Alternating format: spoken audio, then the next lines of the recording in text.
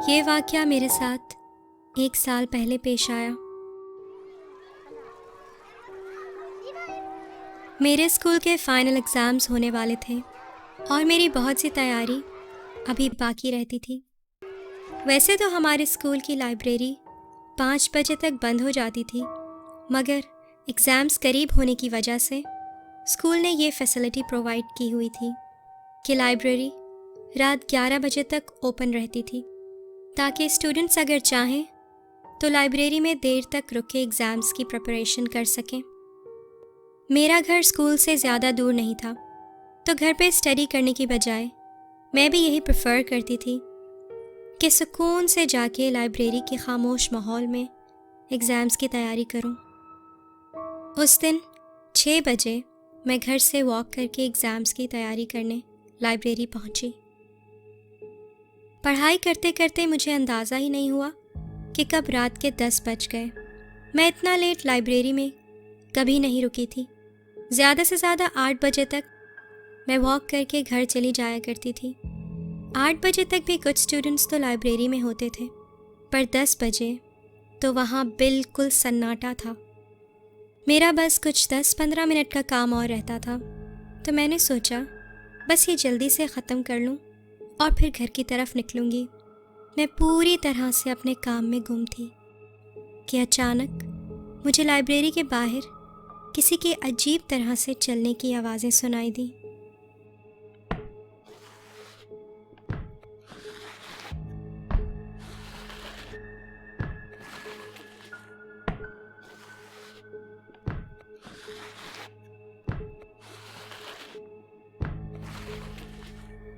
मैंने फ़ौरन अपनी किताबें उठाईं और तेज़ी से लाइब्रेरी से निकली।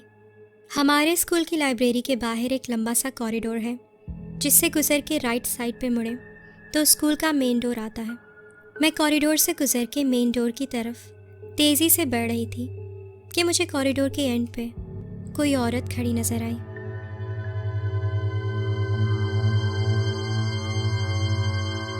वो जो कोई भी थी, पर मैं जैसे जैसे उसकी तरफ बढ़ रही थी, मुझे एक अजीब सी डिस्कम्फर्ट महसूस हो रही थी। इस हद तक कि मैंने घबराहट में आवाज़ देके पूछा, कौन है वहाँ? मेरे ऐसा कहते ही कुछ ही सेकंड्स के अंदर वो वहाँ से चली गई।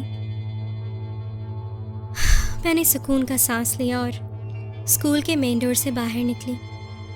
थकन और भूख से मैं ठीक से वॉक भी नहीं कर पा रही थी, पर मैंने नोटिस किया कि स्ट्रीट बिल्कुल खाली थी, जो कि काफ़ी अजीब बात थी, क्योंकि वो स्ट्रीट हमेशा काफ़ी बिजी होती है और देर रात में भी लोग वहाँ वॉक करते नज़र आते हैं। खैर, घबराहट और खौफ से मैं मुसलसल नीचे ज़मीन की तरफ देखते हुए अपने घर की तरफ जा रही थी कि अचानक मैंने ज़मीन पे किसी का बढ़ता हुआ साया देखा। हालांकि उस वक्त मेरे इर्द गिर्द कोई नहीं था।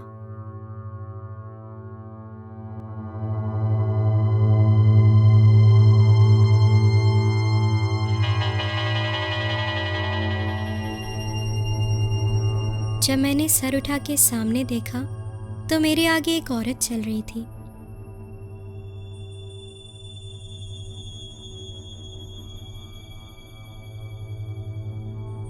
पर मुझे वो थोड़ा अजीब लगी। ऐसा लग रहा था कि वो माजूर है और बहुत ही मुश्किल से लंगड़ा लंगड़ा के चल रही है, और वो इतना आहिस्ता चल रही थी कि थोड़ी ही देर में मैं उसके करीब पहुंच गई। इतना करीब कि मैं उसे अपने सामने बिल्कुल साफ देख सकती थी। उसने मैले से कपड़े पहने हुए थे और ऐसा लग रहा था कि उसके हाथ और पाँव मुड़े हुए हैं, और तो और उसके बाल भी बुरी तरह बिखरे हुए थे। मुझे वो सब इतना अजीब लगा कि मेरे कदम वहीं रुक गए। मेरी गट फीलिंग बार बार मुझे यही कह रही थी कि मुझे इस औरत के और करीब नहीं जाना चाहिए, और ना ही मुझ में उसे क्रॉस करके आगे बढ़ने की हिम्मत थी।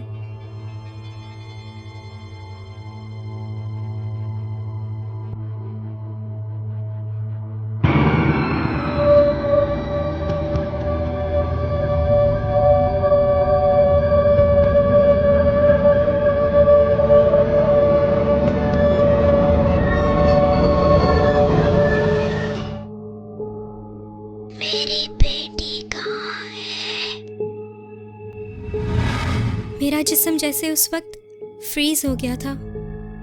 उस वक्त खौफ से ना तो मेरे मुंह से कोई आवाज़ निकल पा रही थी और ना ही मैं अपनी जगह से हिल पा रही थी। मेरा जहन बिल्कुल सुन्न था। मुझे समझ नहीं आ रहा था कि मैं उसके सवाल का क्या जवाब दूं।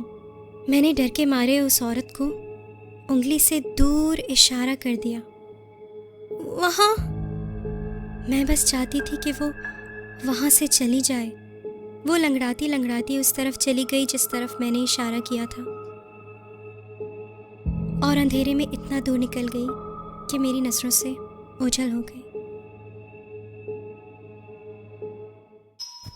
मुझे ये खौफ खाए जा रहा था कि कहीं वो औरत दोबारा मेरे सामने ना आ जाए, इसलिए मैं तेज़ तेज़ घर की तरफ दौड़ना शुरू हो गई। उस वक्त मेरा जहन कुछ और नहीं सोच पा रहा था सिवाय इसके कि मुझे कोई गाड़ी या कोई बंदा रोड पे नज़र आ जाए जिसकी मैं मदद ले सकूं। और फिर उसी लम्हे मुझे उस औरत के दूर से चीखने की आवाज़ आई,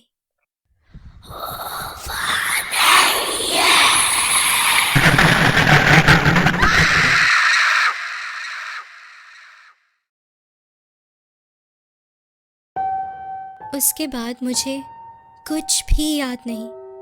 जब मैं होश में आई तो मुझे पता चला कि मेरे नेबर को मैं रोड पे बेहोश हालत में मिली और उन्होंने मुझे घर पहुंचाया। मुझे हमारे नेबर से पता चला 1998 में आगथा नामी एक 32 साला औरत अपनी बेटी के साथ एक अपार्टमेंट बिल्डिंग में रहती थी।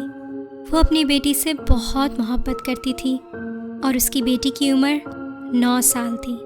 वो ईडन हिल स्कूल में ही पढ़ती थी। एक दिन स्कूल में खेलते खेलते अचानक एक हादसे में उसकी बेटी की मौत हो गई। आगथा अपनी बेटी की मौत का सदमा बिल्कुल भी बर्दाश्त नहीं कर पाई और इसी सदमे में वो इस दुनिया से चली गई।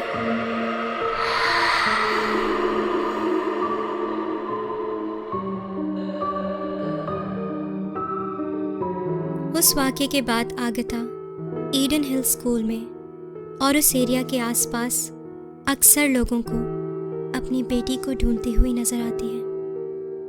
उसकी बेचैन रूह मरने के बाद भी अभी तक अपनी बेटी से मिलने के लिए भटक रही है। Stay on the